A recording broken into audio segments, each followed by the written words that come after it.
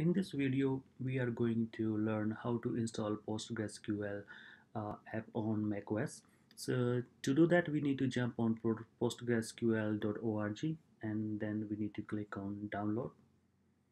And we are going to install for the macOS.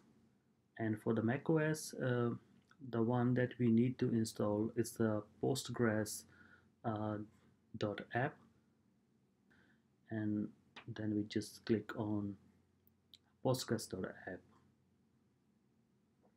So to install Postgres app on macOS, there are it include three steps. So the first one download, second is initialize, and the last one is configure your paths. So the first one is download. So on the screen we can see the different release, like a latest release and additional releases. So what we do, we just need to download the latest one. Just we need to click on download and we wait until the download finish, and then we double click on the .dmg file and we wait until the process finish. So drag and drop it to the application folder. Okay, so to start it, we just need to go through the launchpad, click on Postgres.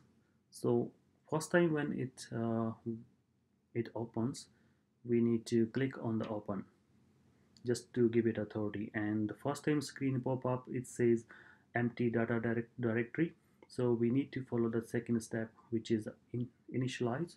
So we just need to click on initialize and we wait for the screen to load up with the three default databases that comes up with the PostgreSql. The first one, that is with the macOS username, the second one Postgres, and the last one is a template one. In the server setting, we are not going to change anything, we just leave as it is.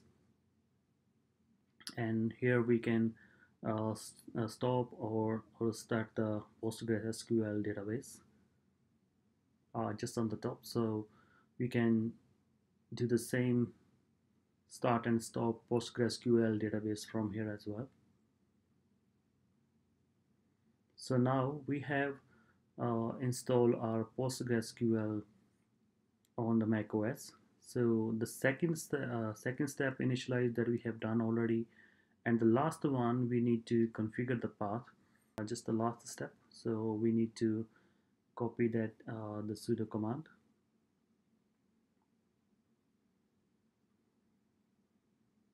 Okay, we just copy it. Then we need to open our terminal.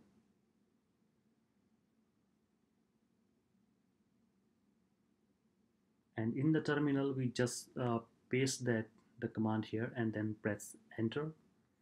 And it pop up and ask for the password for the macOS, and we type the same password and then we hit enter.